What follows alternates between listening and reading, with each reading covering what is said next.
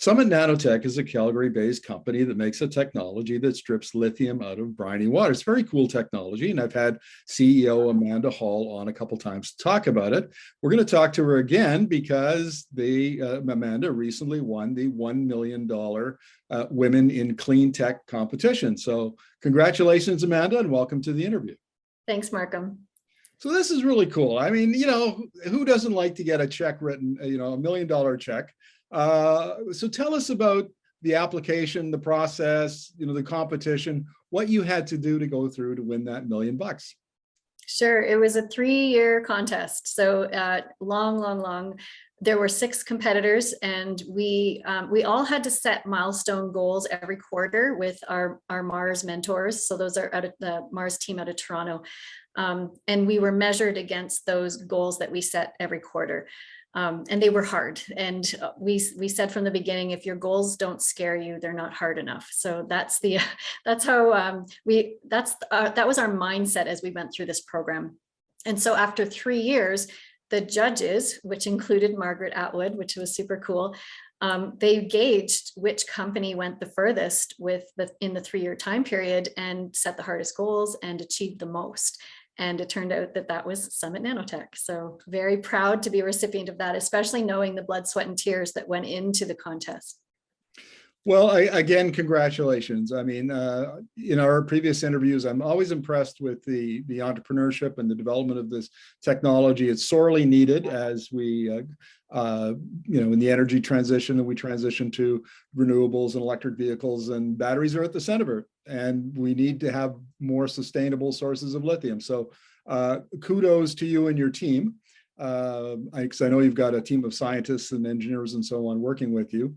So what are you going to do with the $1 million? The $1 million is going straight back into the technology development. I'd love to say that I'm buying Teslas for the entire team, but no such luck. So we're actually going to be constructing a second pilot. We have one pilot that's going to South America.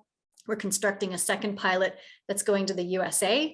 And then we're taking that pilot and bringing it back to Canada to work with Canadian brines.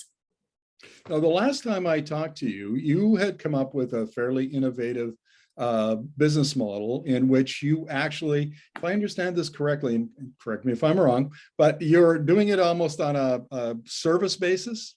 That's right. It's lithium extraction as a service. Tell us how that works again, if you wouldn't mind, please. Yeah, so what it does is it removes us from owning assets. So we don't need to own any of the assets themselves, but an asset owner would call us up and say, we'd like to extract lithium from our brine water. Could you come and do that for us? And so we pay for our own construction of our modular units, and then we show up onto their site.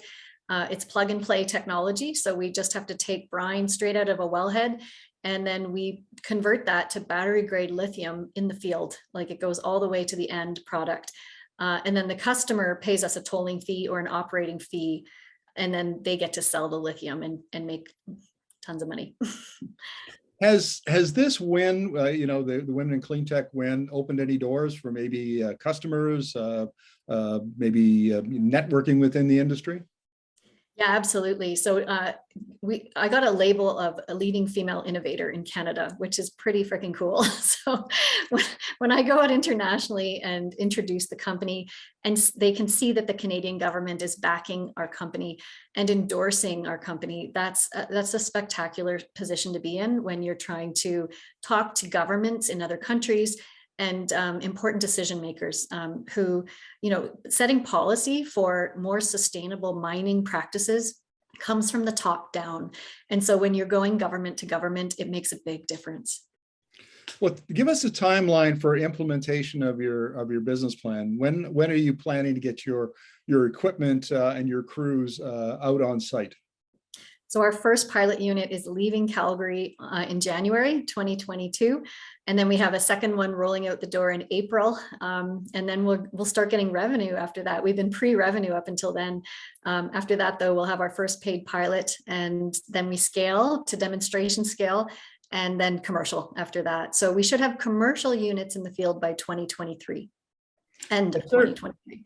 That's very exciting. And I know you've shared in the past interviews, you've shared some of your revenue projections and growth projections, but maybe if you could do that again, because it's pretty impressive. Yeah, so given our financial forecasting, if we can work with 5 customers anywhere in the world, in South America, USA, Canada, or Europe, then we should be making about $445 million a year in EBITDA by 2027. That's a 5-year projection. Well, look, again, congratulations, Amanda. All the best with your company. Terrific little, startup that you've got going, and we hope that you realize all of those revenue projections. Thank you very much for this. Thanks, Markham.